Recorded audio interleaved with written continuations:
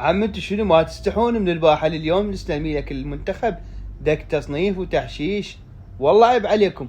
يعني شنو اذا راح نلعب ويا النرويج ويا فرنسا ويا السنغال؟ عم احنا غير المنتخب العراقي، غير اسود الرافدين. صدق تحجون؟ اذا هم عندهم مبابي احنا عندنا بايش، اذا هم عندهم هالاند احنا عندنا يمن حسين، اذا هم عندهم ماني احنا عندنا علي جاسم. مو عيب عليكم؟ ما تستحون؟ صدق كذب.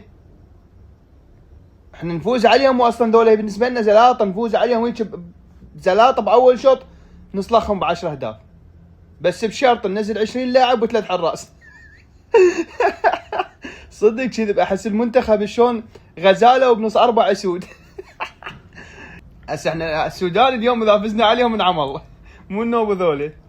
المهم لعبتنا اليوم ويا السودان، ولعبتنا الثانيه والاقوى برشلونه ضد ريال بيتيس. توقعاتي برشلونه تفوز، العراق يتعادل. تحياتي في امان الله.